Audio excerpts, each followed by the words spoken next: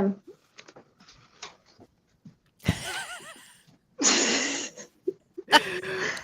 Welcome to another episode of the Holistic Sister Circle. Today we have something very interesting, and it's called Your Happy Medium Debate, Vegans versus Meat Eaters. We actually get so many questions all of the time, all about what type of food should I actually be eating? Should I completely go with a plant-based lifestyle, solely vegan, or should I incorporate meat, lean meats in my diet? So today we have vegans versus meat eaters tell you their stories and welcome which one makes the most sense for you and your family.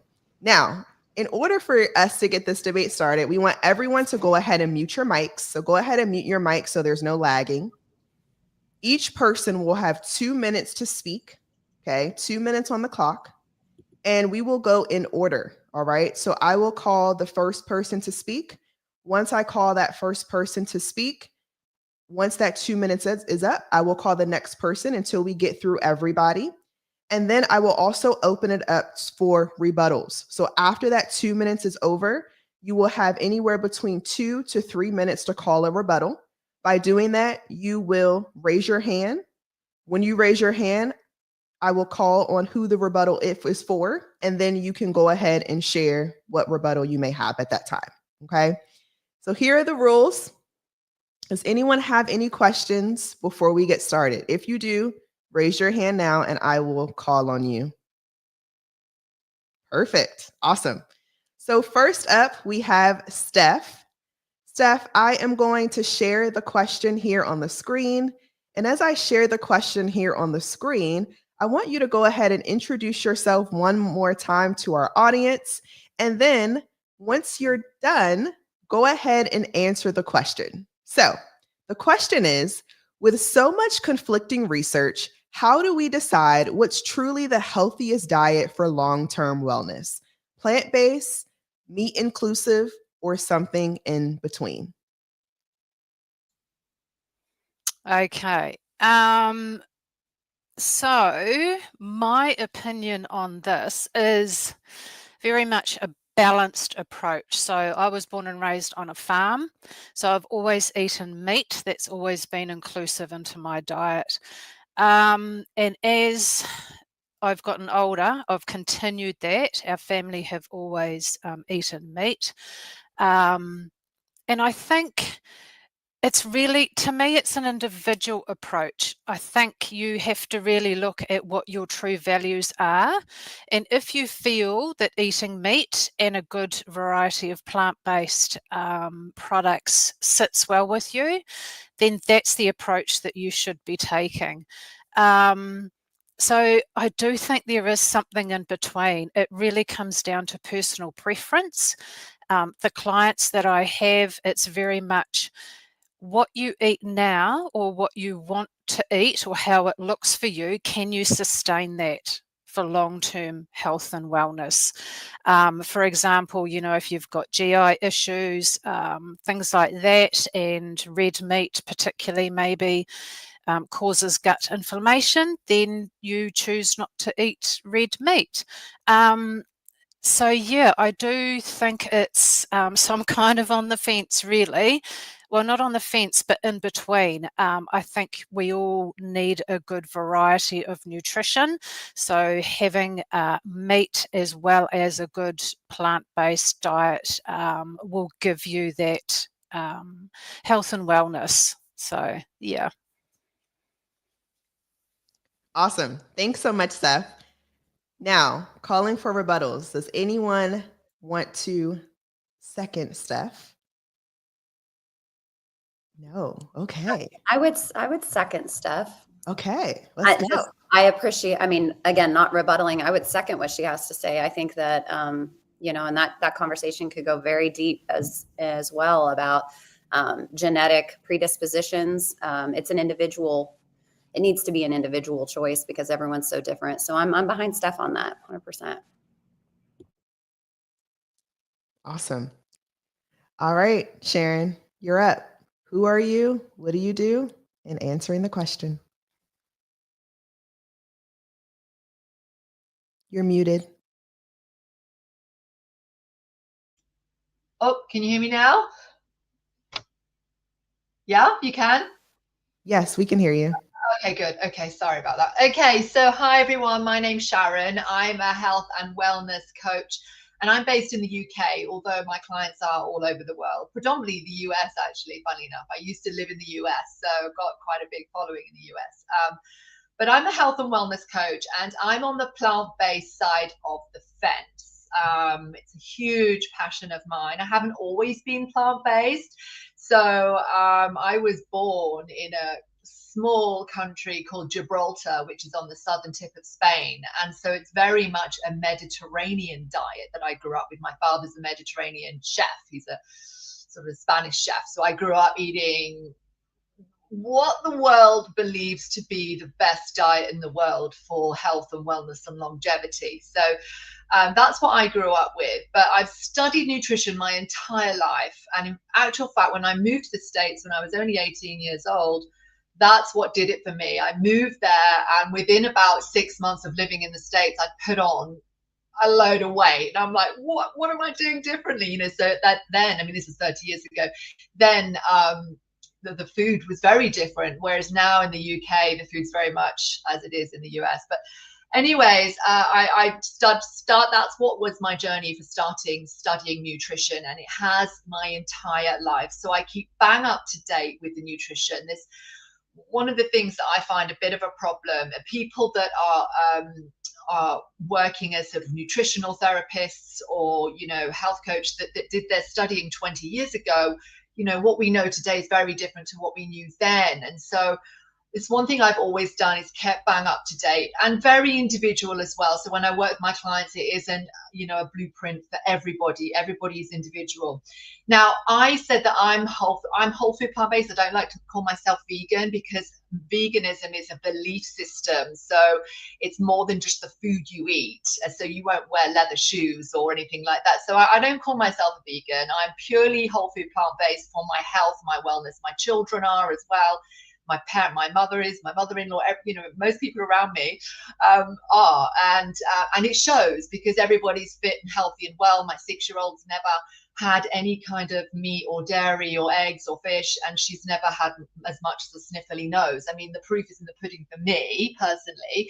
But when it comes to working with my clients, we look at everybody individually. I'd never say to any of my clients, you need to go whole food plant-based to get well. So it is very individual.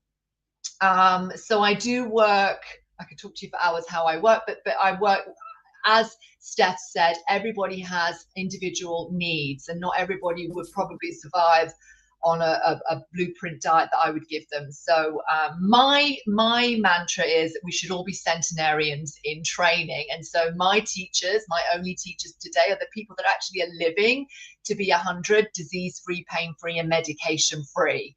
And so that's my bottom line, and that's what I work from, and that's who I sort of look for and obsess over. I do obsess over 100-year-olds. It's crazy pants, but that's what I do. But I just think if you're going to learn from anyone, you're going to learn from the people that are doing it today. And if we're not careful, those people are going to become extinct because more and more people are living to 80s and 90s propped up on medication. It's the only way it's keeping them alive. And it's my passion to get more and more people living to a ripe old age, disease-free, pain-free, and medication-free. And it's a pleasure. It's my absolute passion and joy.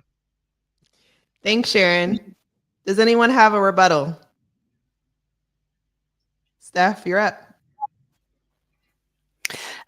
Just on the age thing, I would just like to say my nan is 102, and she has always been a meat eater. They were born and raised on a farm as well. She is in a rest home, and she's only on minimum medication. So I think genetics play a part in how you live as well. So my husband keeps saying that I'm going to be living forever. So I think that has a factor in it as well. So I just wanted to sort of put that 100%. note out there. Totally agree. And you know what? You're going to get someone that will say to me, well, my grandmother's 102 and she smokes 50 cigarettes a day. And Yeah. like, there are Totally.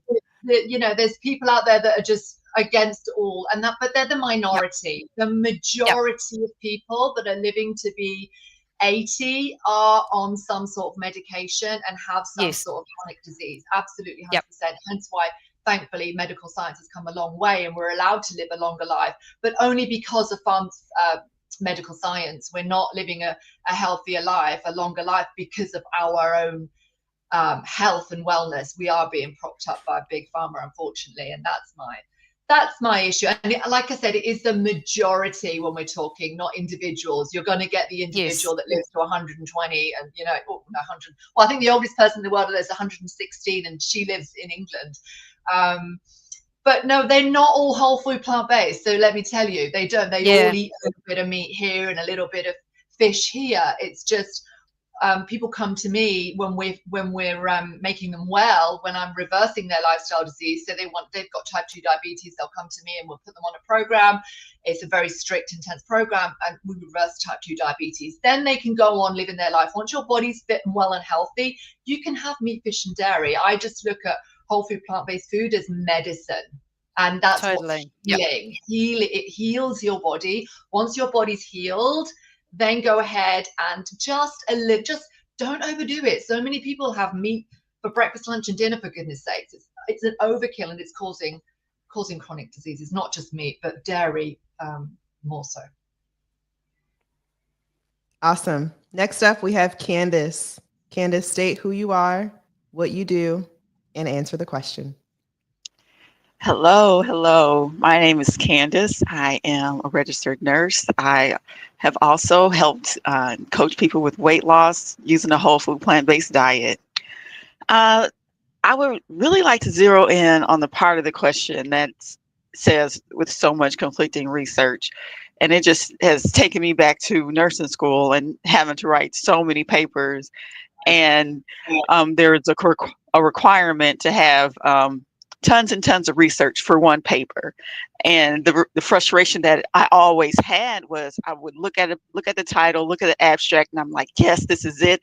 And I would read the research article, and it wasn't claiming clear and dry what the abstract said. So in terms of, you know, how to decide when you're looking at data or research, it's very important. You know, you can almost find an opposing view to any positive research, you know, for either side.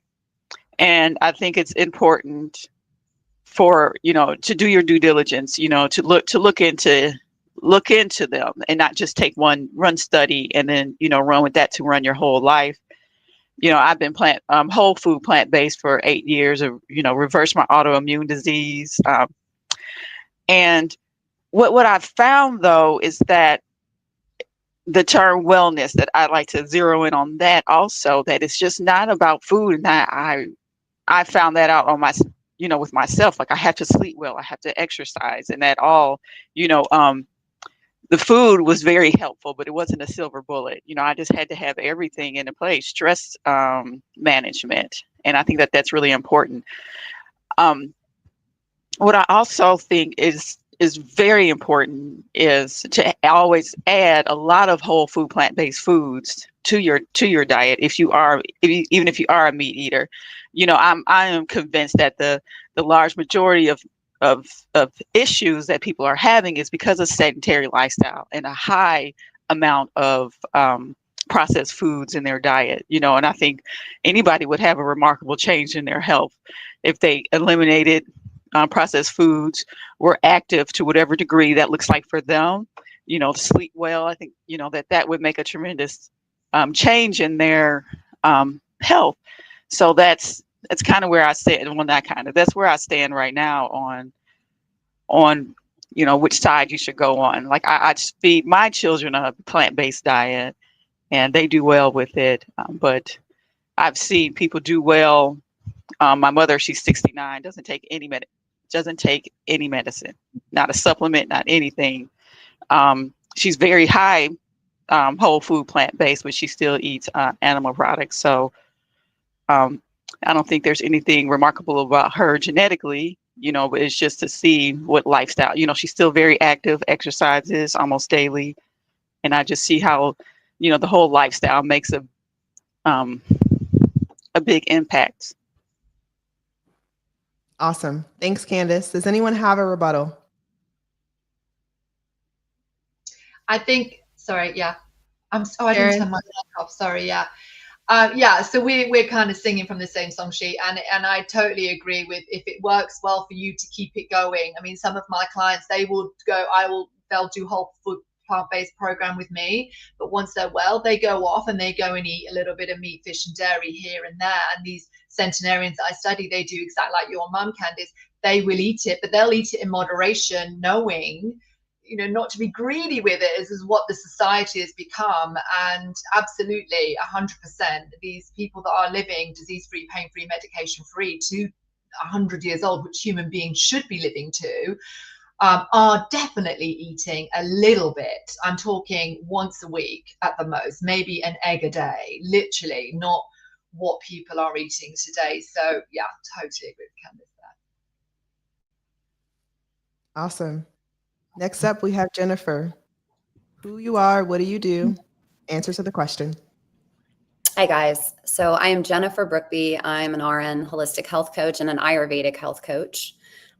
So I coach my clients mostly on individualizing their lifestyle based on their Ayurvedic dosha. So maybe not everybody will know what the dosha type is, but it's just identifying different mind-body types. And so in Ayurveda, we have these different types. And when we can kind of crack the code, we know what types of foods, what types of exercise, even how much sleep will be better for us, and how that can be different for different people. And I love Ayurveda for that reason. It actually really brings in what everybody else is saying here, that we all need to look at it individualized. Not everybody is going to do great on a whole food, plant-based diet, 100% animal product free. And not everyone is going to do great on a completely carnivore diet. I've been on both sides of the fence. I grew up in a standard American diet home. And then because of some health issues, I went completely paleo for about 10 years. And I wasn't a paleo type that had bacon for breakfast. I was just focusing mostly on reducing processed foods, grains, unhealthy grains like processed breads and things. I might even during that time have some oatmeal or rice.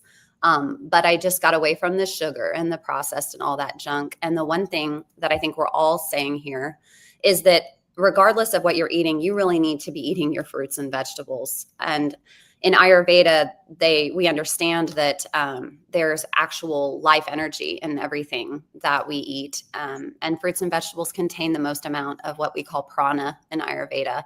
So particularly when you're battling disease, I would be the first proponent. I did 2 years of veganism when I came to Ayurveda, as a side note there. And I personally believe that if I'm going to go on a health journey and I want to do a really good detox, that shifting the diet to a whole food, plant-based way of eating for a period of time was very, very beneficial for me. It didn't turn out to be a long-term good thing for me, but I think that going for that, getting those animal products out for a while to let the body kind of clear of built up toxins and things like that can be a very good thing.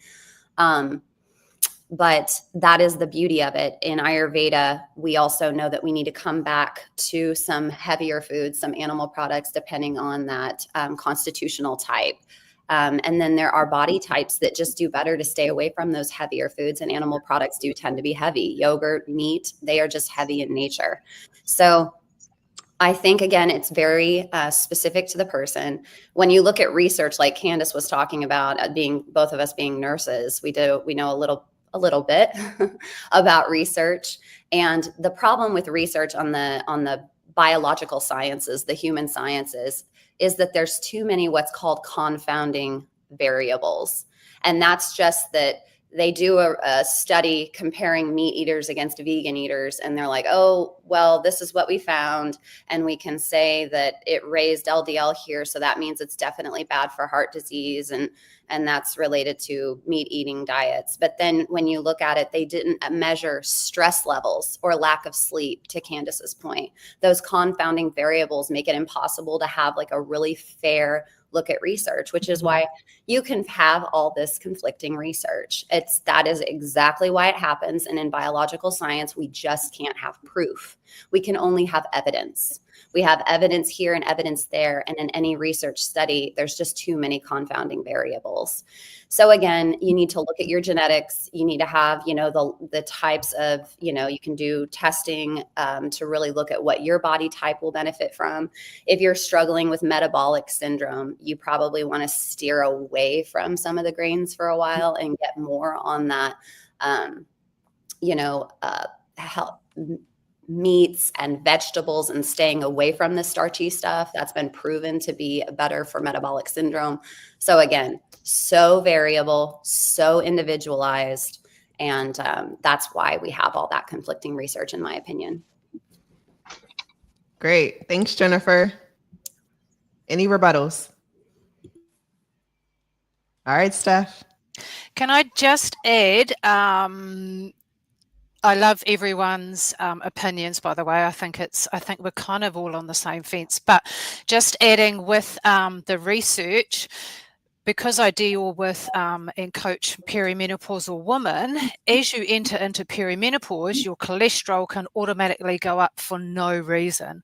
Your sleep can be disrupted, and a lot of health issues can actually occur just by entering into perimenopause. So you're right, the research is really shit, really, because depending on the age of the person that they're comparing to, it can be a little bit conflicting, and that's nothing really to do with food as such, but just to state that your body can go into a bad change as such, just by entering into perimenopause. So Awesome. Thanks, Steph. All right. Next up, we have Alyssa. Alyssa, who you are, what do you do, and answer to the question. Hi, everyone. My name is Alyssa Luce, also known as Veggie Godmother. I am a detox consultant and a women's retreat host. As for the question, I have so many points to bring up. And as for what all of our sisters have pointed out so far, number one, my response to this question is listen to someone who has been where you are and has what you want. So if your health goal is to live a long time and you want to stay a size 2, you can't eat 3 meals a day and eat, heavy meat-based, animal-based meals and expect for that to be your health reality. You have to listen to people who have what you want, have been where you are, and that is how you will know what is best for you in terms of a healthy dietary lifestyle. That's number one. And the same with the research. How are you going to listen to scientists who, number one, get funding most of the time from companies who want to increase their side of evidence, right? A lot of these companies that produce animal products will usually fund studies in order to make it look like their products are beneficial to consumers. But knowing that if these scientists don't even consume these products, nor do the producers consume these products, why do they fund research studies in order to encourage people that their products are healthy, knowing that they aren't? So that's another thing to really consider when it comes to conflicting research. Is like, do these people have what I want? And if they don't even listen to the research. It's not worth it. And in addition to that, a lot of times you should only be gaining counsel from these people. Many of our sisters here have said that they are coaches and they work with clients to help them with their health journey. You should be listening to people who have what you want and been where you are, and you get counsel from them. You don't do what they say verbatim. You ultimately listen to yourself. So if you know how you feel when you live a plant-based lifestyle versus including meat, that will tell you right there what is best for you. But in terms of what's the healthiest diet overall, everyone should be eating whole foods, and you should be eating locally grown whole foods. I'm someone who lives in New York City. There's not many farms near me. Stephanie said she had the privilege of growing up on a farm. Everyone dreams of that. Everyone I talk to is like, I can't wait to create my own compound and grow my own food. That's literally every city kid's dream. But our food is processed and transported from places like South America. That's many, many, many hours of processing and delivery that goes into that food that's depleted in nutrients. So, it's definitely challenging depending on where you live. But then again, you can always change your environment by changing who you are, by changing what you do. So ultimately, you have to know what you want. If, like I said in the beginning, you want to live to 100 and stay a size 2 that entire time, you have to put into action the necessary steps in order to have your health goal. So the first step to this question is know what your health goal is, and then work with what works best for you and know how you feel when you're doing it. Awesome. Thanks, Alyssa. Any rebuttals? All right. Next up, we have Ashley. Ashley, who you are, what do you do, and answer to the question. Hey guys, my name is Ashley and I am a medical esthetician. I'm also an international fitness competitor with the WBFF fitness brand and a busy mom, also a wellness coach. And I have really a passion to empower people with knowing the knowledge of good nutrition inside and it reflects on the outside. So beauty kind of inside out. And I'm happy to be here. And then the Awesome. question, did you want me to answer the question? I love hearing everybody's point of views. I feel like we all have the common denominator of us all thinking the whole foods is definitely like a great contributor because it's basically what we were meant to be eating. And I always love to say the power is in the food. I feel like the world, big pharma being a big part of it, has just always been trying to force us to think we need this and that, and it's fragmented, and we don't even know where it's coming from. We don't even know the certifications that stand behind it to say what it is what it is. And you girls are right, I think, about the research, because you don't know really where that research is coming from, the behind the scenes, who's pushing what narrative to make you think and feel a certain way.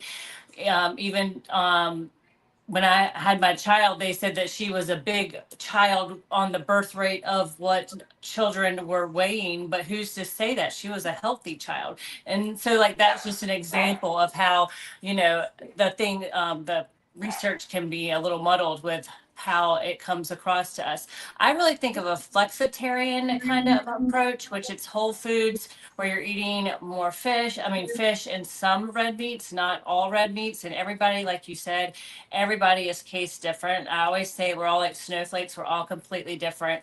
And so what works for me might not work with you because we all have different schedules, different daily demands, different things that we live our life on. I think that balancing whole food nutrition and using that food to be your medicine, and getting ample physical activity is very important.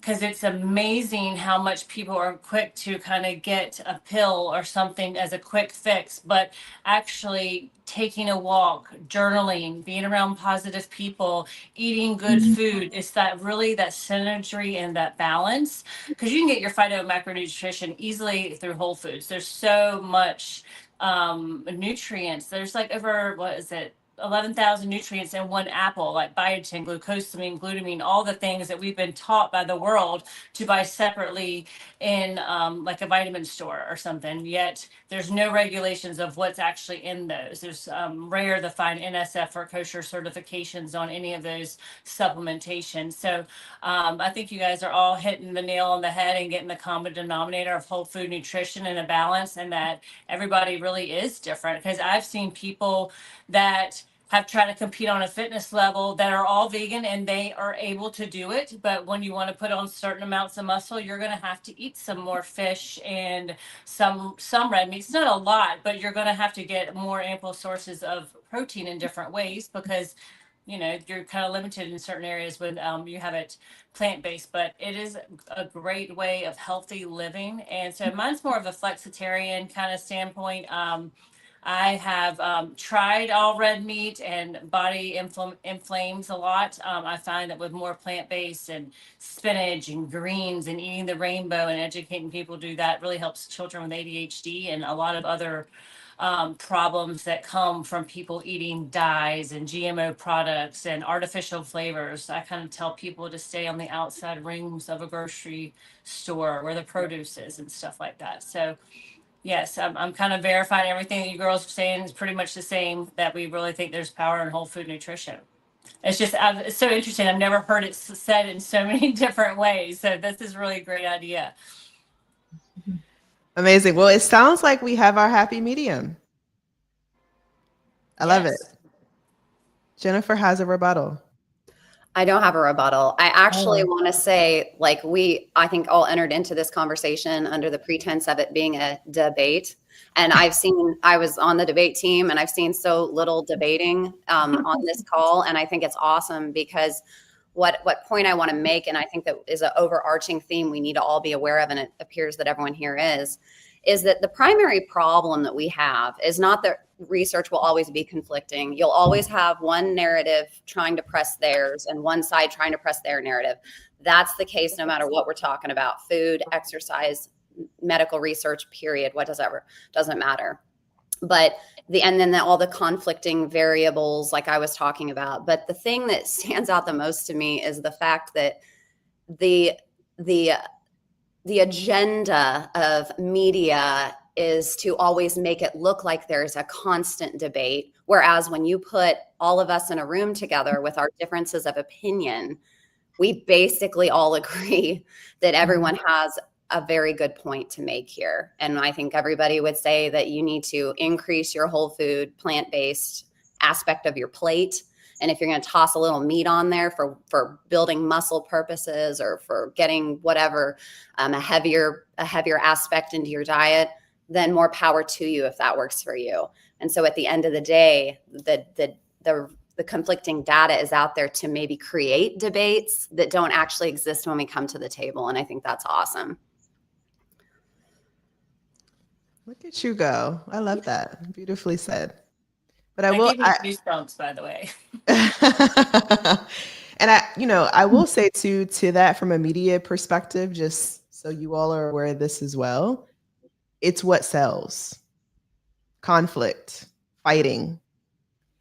Yesterday I was watching a movie. This is a little off topic, but yesterday I was watching a movie, and I was talking to my stepdaughter, and she goes, "Miss V, I love when I can just like watch some people in action going at it." And I said, "Well, why would you like that?" And she was like, "I don't know. I think it's just kind of fun, but I don't want the drama in my life, but I like to watch other people's drama." And when you think about that in real time, that's what's being created. A lot of drama to get you to watch it. But then in reality, a lot of the people who are in that type of drama aren't even actually doing those things from a media perspective. 100%. So Agree. Totally see that. All right. Candace, I know you have to jump, so it's okay if you're leaving. We'll see you next time. Thank you so much for being a part of it. And we'll move on to the next question. All right. So next question is, many people say eating meat is harmful to the environment, but others argue that modern farming practices for plant-based foods are equally unsustainable. Where's the balance? Ashley, we're going to start with you. State your name, what you do, and then answer to the question.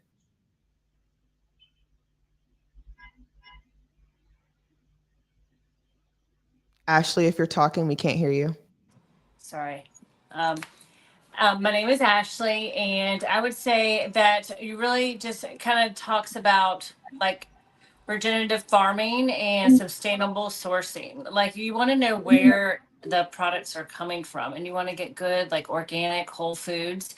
And they say it's harmful for the environment. Well, like getting like grass fed, like healthier farmed raised animals. And I don't really think it's harmful for the environment if it's created in a good environment. I can't speak of really how they do it on the industrial side, where they're like, doing the chickens and cages and all the different things and doing bad for the pigs. But if you're choosing to eat meat that is like from real farms, that is farm raised, grass fed, you're going to get some that are nurtured by nature, because we were born and raised to, like I always said, we got to get back to the garden, get back to where we came from. And we were meant to eat like the plants and the fruits and the nuts and those animals, in moderation. I guess we can, but as long as they're not like tortured, that kind of stuff, I could see where people could say that's harmful for the environment, because I've seen some really like horrific stories and movies and all the things. But it's interesting, like what you said about conflict, that you don't really see many coming out showing the good, like all the good USA farms where all the like vine ripened like fruits and vegetables and all that stuff are coming from. I don't think eating meat, if it's from a good source, necessarily is harmful for the environment when they were created to be on the environment for us, or for the environment in general. Like our ancestors have been eating like from the earth too, like from fish and catching fish in the sea, or if some people hunt and they eat deer, and it's just kind of like the nature of the progression of life. But that could be a slippery slope for some to answer. But it's a really great question for debate. But I don't really think it's harmful for the environment in a sense. But then again, there's always that side that makes it harmful because they don't do it like in a nice, humane way. So that's kind of like my status. I guess I'll be like Switzerland on that one a little bit, because to me, I feel like it's not harmful because we're meant to do it. We're meant to eat of the earth, but there are the people that are gonna not do it in a great way that could be not good for the environment. Awesome. Thank you. Does anyone have a rebuttal? All right, Alyssa, you're up. Hey, my name is Alyssa once again. I'm a detox consultant and a retreat host for women. So, in terms of this question right here, when they say meat is harmful for the environment, they're talking about the majority of producing meat, like the practices that these corporations have. Fun fact, there's about 3 main chicken breeders in America that all produce companies get their chickens from. And these companies genetically modify these chickens in order to have a high profit yield on these chickens. And that's just one type of animal-based product that is produced. When it comes to dairy farms, when it comes to, pigs and things, if you ever do any kind of research on how these animals are produced for their product, it is very harmful. The way that they leave these towns and cities in complete waste and ridden with terrible putrefying smells is honestly sad. And that's really the part that is harmful. Like my sister was saying before, if it's done in a way that is sustainable, then it wouldn't be harmful. But like I said, I live in a city. Most people that live in cities, they're not out here farming, growing their own cows to eat fresh meat. It's just not realistic. The same thing with, plant-based farms. Yeah, you can grow a little garden here and there, but the real issue comes when these corporations are trying to turn a profit from the work that they have real people doing. Even with plant farms that grow real food, they're using pesticides, herbicides, they're using genetically modified seeds. This is also harmful to the environment. We're completely changing the way that food is grown, and we're changing the DNA of food, therefore changing the DNA of the people that consume these foods.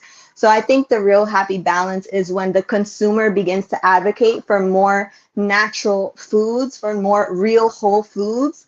And we have way more power than we even realize. And having these conversations educate people to advocate for themselves because we're the ones eating it. So I think it's really important that people do their own research of, hey, where is this apple even coming from? Where did the food on my plate come from? And then we will have real change in these corporations. Awesome. Any rebuttals? All right, Jennifer, you're up. So I totally agree with Alyssa that, again, it's comes back down to putting the responsibility back in the individual. I personally have grown up in Oklahoma, and so getting our hands on red meat is no problem at all. We, usually know the rancher from the cows we receive, and we'll buy a half cow at a time and deep freeze it. I am able to drive just about 30 minutes from my house and get raw milk straight out of the cow. And we also get our eggs from that location. And now I'm actually working on, to your point, Alyssa, becoming more responsible about where we get our chickens. Because I've become aware over the years that no matter what the package says, it says no antibiotics or whatever, that's not true. And again, this could be true for plant-based things. The point is that if the FDA can lie to us about animal foods, they can lie to us about plant-based foods too. And I think we just have to be aware that then we're basically being lied to no matter what we're eating. And so being more proactive about where our foods are coming from. I've actually found a local farmer now where I can start getting some real chicken that's not 3 times the size it should be as a result of all of the hormones that they're pumping into the chickens. It's absolutely terrible. So again, in agreement with you ladies that we just need to have personal responsibility and not have any culpability in supporting these inhumane practices, because there is a way to, whether it's plants or animals, there is a way to sustain farming. And actually, I think it's more supportive of the small farmers anyway. Like, we have to think about it that way too. These big companies are pushing out small farming and making it difficult for those families to make a living doing what they're really good at and producing a higher quality product, because it's so much easier for us to go to Walmart or go to whatever it is and just purchase from the big seller. So again, kind of like saying, I think one of the things that kept me from trying to move towards finding those fresh eggs and that fresh raw milk was, it's 30 minutes from my house, whereas the grocery store is like 5 minutes, and it's so much easier. But again, it's no, I'm going to be responsible. We're going to go every 7 to 10 days and get enough milk for that period of time.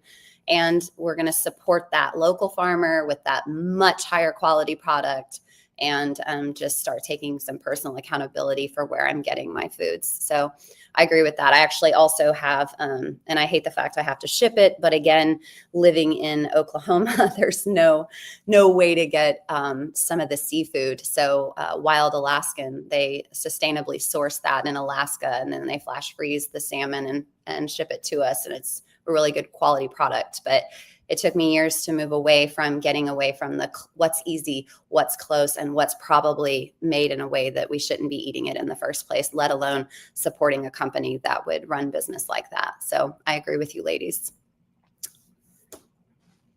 Awesome. Any rebuttals?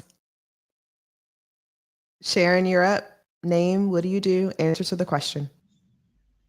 Hi again. Oh, this is so wonderful. I love hearing you all. I agree with you, Jennifer. It's like I expected some kind of debate and we're all going to be like fighting our own corner, but that's not what's happening. This is so wonderful. And especially for somebody like me who is plant-based through and through, for me and my family, even though I don't do that necessarily in my coaching business, I do have a lot of defense ready when someone comes at me with like, you need to eat meat for protein. It's like, oh gosh, but this is so wonderful. We have meat eaters here and we're all, really enjoying this conversation. So thank you so much. Now the environment, you guys are all, you've highlighted the whole local thing, and I think that's great. But I think when you're talking about the environment, we need to talk on a bigger scale globally and the planet Earth. Now, animal agriculture is the #1 big problem that we have on planet Earth. We have rainforest jungles being cut down as we speak per minute. And that is not just for animal agriculture grazing land. It's actually for the soy and the grain to feed the amount of cattle that are being grazed for the huge quantities of meat that humans are demanding today. Now, so the fact that I think all of us here, we probably, the ones that do eat meat, probably eat it in moderation by the sounds of it. Most people don't.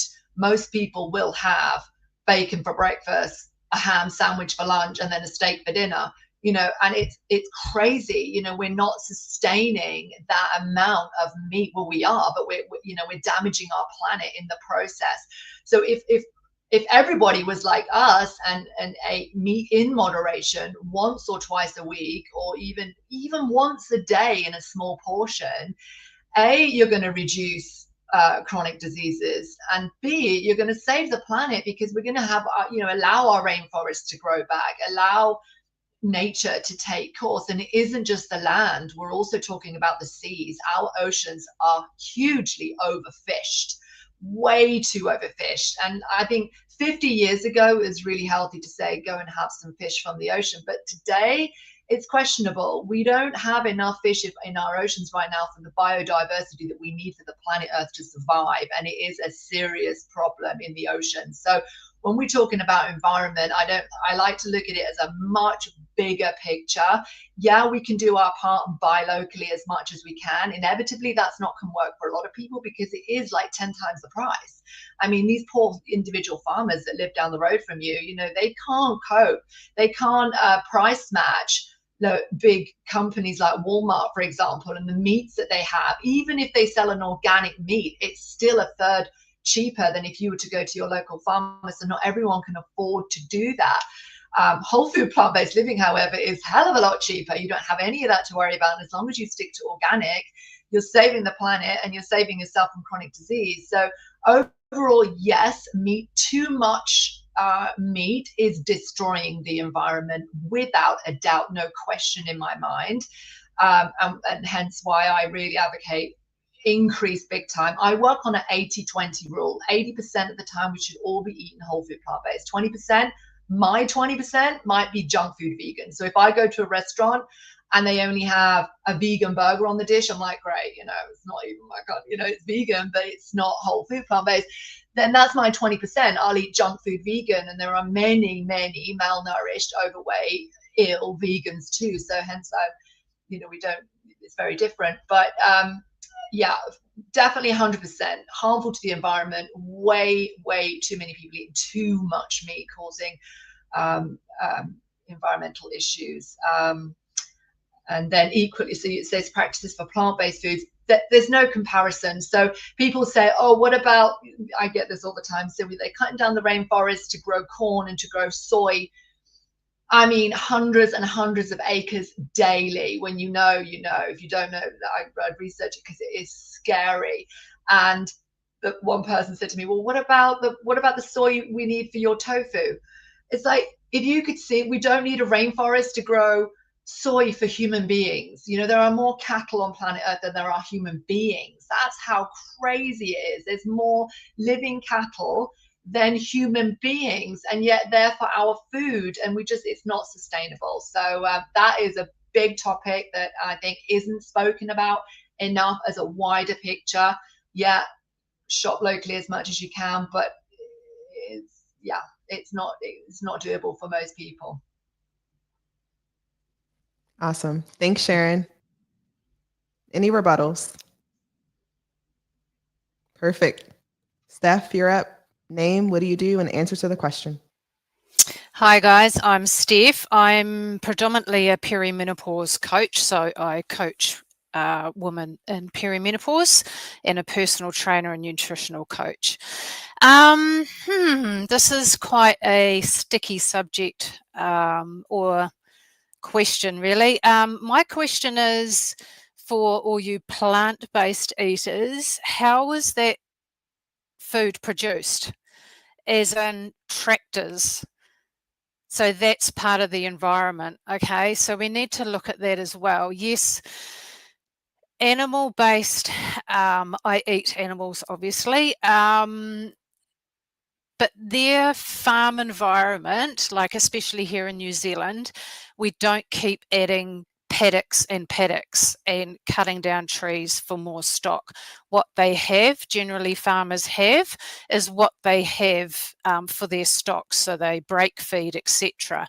When you're looking at plants, they still have to be planted by tractors and then produced and then driven down the road into the factory, etc. So that puts pressure on the environment because of all the petrol emissions, because you're not going to get a battery powered or electric tractor. Okay, so that's kind of my thing. These I don't really want to say greenies, but they will speak about the environment a lot, but then they're driving a diesel or a petrol car. So that kind of, we're kind of swinging a little bit there. But when it comes to the environment, I think both parties have a play in it. I always laugh when we were in COVID lockdown, and they're going on and on about the farmers being bad for the environment, etc.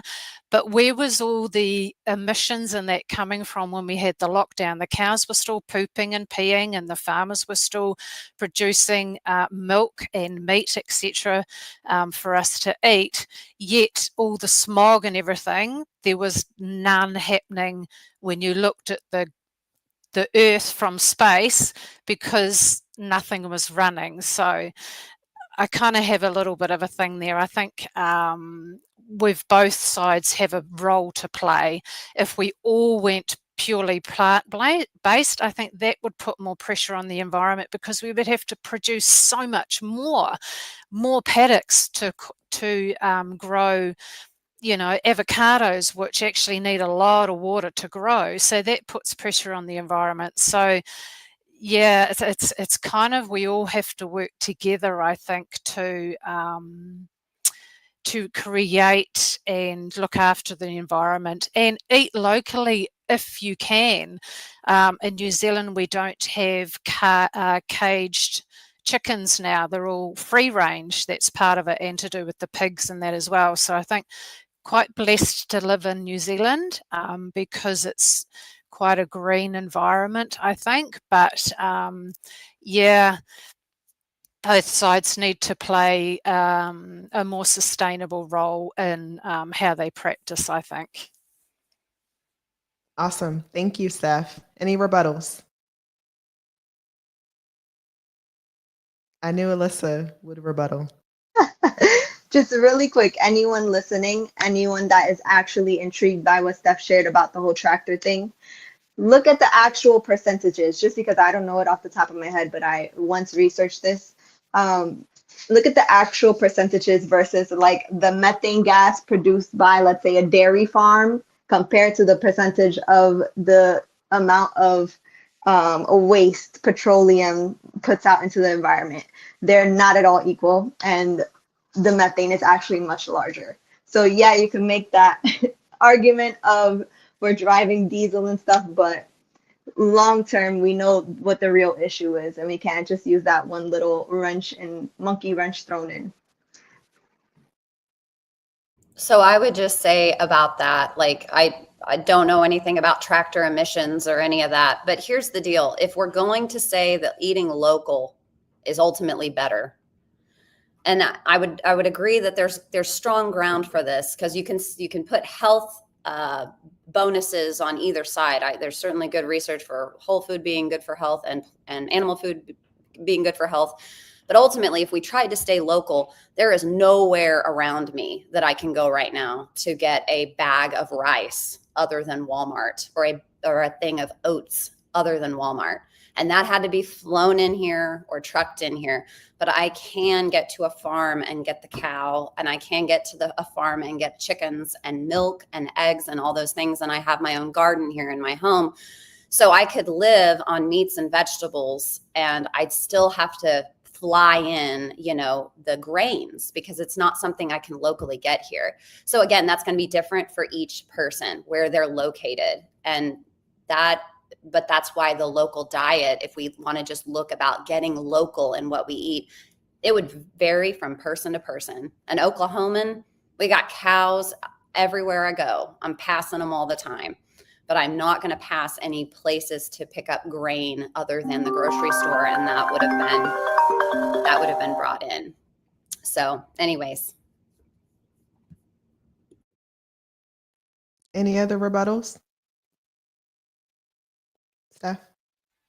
Yeah, absolutely, totally agree. Like, we have to be realistic that we can't, no one in the world, you can't just eat local. There's certain products that we have to transport and bring into the country. Like, New Zealand's just a little country down sort of at the bottom. So yeah, I totally agree. But trying to do your best to eat locally if you can and support the local farmers, whether they're producing plants or stock, I think is the way to go. But yeah, absolutely. We have to have a variety in our diet. We have to obviously buy it from out of state or out of country. That's just being realistic, really. So totally agree. Awesome. Well, thank you, everyone. We have about 5 minutes left. 5 minutes left. So in this next 5 minutes, I just want you to share, each of you, who you are one more time, what you do, and how we can connect with you further throughout from this conversation. Steph, start us off. Okay, so I'm Steph from New Zealand. I'm a personal trainer and a nutritional coach, primarily focusing on women 40 plus. You can reach me on Facebook and Instagram. For women only, I have a Fit and Fabulous Facebook group where it's predominantly we talk about women's health, entering into perimenopause, all that amazing time. You ladies here don't actually look like you're entering into peri yet. You look all so young and youthful. But yes, so Instagram handle, I think it's called, not very techie here, but you will know that.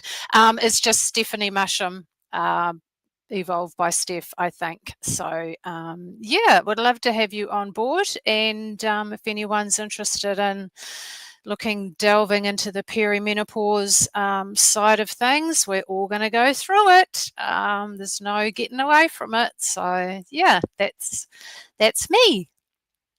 Awesome. Thanks, Steph. Sharon? Who you are, what do you do, and how we can connect with you further. I should be perimenopausal. I'm nearly 50, but it hasn't touched me yet, thank goodness. And it must be the plants. Anyway, so yeah, I'm a homeschool mum of 2 girls. First and foremost is my main priority, but I am also a health and wellness coach, and predominantly I help women. Now they just happen to be over the age of 40, because I think that's the time that chronic diseases and lifestyle related diseases start kicking in, like perimenopause age almost. And we find that a lot of 50-year-old women are coming to me that they know they should be eating more plants, but they just don't know how, or they've tried and they're bored shitless because it's like lentils and lettuce. And this is the problem that we get, is a lot of people, they know they should be increasing their whole food plant-based, but they don't know how, or they might try it and then lose interest because it just all tastes vile. And so you do kind of have to learn how to cook all over again. And that's why it's great to have a coach to help you there. Like, for example, I always use this analogy. If you're an alcoholic and you want to stop drinking, you're not going to just say to someone, oh, just stop drinking alcohol, you'll be fine. You won't be an alcoholic anymore. And it's the same, people with food, so many people are addicted to different foods. It's an addiction. They don't realize it, but it is. I mean, sugar being one of the biggest. It's harder to get off sugar than it is Class A drugs because it's so readily available. And so I do believe that having a coach to help you through that, almost like Alcoholics Anonymous, like we can show you how to eat more whole food plant-based with the most incredibly delicious dishes. I mean, you give me any meat dish and I'll hack the hell out of it to make it hopefully plant-based, and you will love it. There is ways and means, and this is where I come in. So I'm a whole food plant-based coach. We start off that way to get you well. Once you're well, we'll then talk about the rest of your life and living to 100. This is what you need to do. But first things first, we need to get you well. We need to reverse any lifestyle-related disease, and that is done super fast when you're on my program. But I have a school. I don't know if you guys have heard of School, SKOOL. It's a relatively new platform, and I've got a school on there called WFPB School, obviously standing for Whole Food Plant-Based School. It's only just going live now, and what it is bringing all of my courses, my books, my tips, tricks, recipes, tutorials, everything in one place. So today I'm kind of like pushing everyone to there because it is a free community you can join without all the what do you call them, the face, the keyboard warriors interrupting and causing a problem. So WFPB School, that's where you can find me, and I've got the link. If you look on my Facebook page, the link is in my bio for that. And yeah, my mantra is also, let's get back to being human beings, because I think so many people have veered away from the meaning of what it means to be a human being. They're kind of accepting the fact that it's okay to live on medication to survive. People have high blood pressure. They're okay with that because they can take a high blood pressure tablet for the rest of their lives, and they're okay with that. So, and that isn't living life as a human being. So my thing is, let's all get back to being human beings. Let's reverse all this nonsense, chronic diseases that we don't need to be having. And that's what I do. That's what I help people do. Awesome. Thank you, Sharon. We are 1 minute over. If anyone has to go, I totally understand. We're all business owners here. So if you have to go, that's totally fine. And we have 2 more. So Jennifer, go ahead, tell us what you do, who you are, and how we can connect with you further. So again, I'm Jennifer Brookby. I'm an RN holistic health coach and holistic Ayurvedic coach. And I coach women, perimenopausal and definitely all types of fertility related issues, as well as autoimmunity. That's what I primarily focus on. And I use an Ayurvedic approach. So we individualize their particular plan based on their body type. So you can find me on Facebook mainly. I'm expanding onto Instagram soon. But right now, Facebook, Jennifer Brookby. And then I have a group of women that are just, learning so much about individualized protocols. And that group is called Ayurveda and Homeopathy for Holistic Health. So find me there. Awesome. Thanks, Jennifer. Mm-hmm. And last but not least, Alyssa, who you are, what do you do, and how we can connect with you further. Sure. My name is Alyssa Luce. Once again, you can find me on any social media platform at Veggie Godmother. You can also check out my Facebook groups called Plant Parenthood. It may also be called Conscious Plant Parenthood. I haven't been on social media in a while because I've been doing real life work. A detox consultant at a studio here in New York. So I help people to detox their body by way of colon hydrotherapy, saunas, infrared services, and lymphatic drainage services. So I'm all about detoxing the body, rewiring the mind, and clarifying your dreams so that way we can execute them, right? So I'm also a retreat host. I'll be hosting a women's retreat this year in September, actually next weekend in South Carolina, September 12th to the 15th. And at these retreats, we help pour into women so when they go home, they have the vitality and the divine purpose to pour into their families and help create a prosperous generation. Because as women, all of us have that divine right and authority to do so. We're raising up the future leaders of this earth. So I think it's really important for us to start with ourselves. So like I said, if you want to connect with me on social media for now, you can find me at Veggie Godmother. And thank you so much to Vier for hosting us here on the Holistic Sister Podcast Circle. Thank you, thank you, thank you. You're very welcome. Thank you all for tuning in, and thank you to all of our speakers. Again, if you need to connect with them further, you're more than welcome to do so. And it sounds like we actually have come to a happy medium. So thank you everyone for tuning in, and we'll talk to you next time.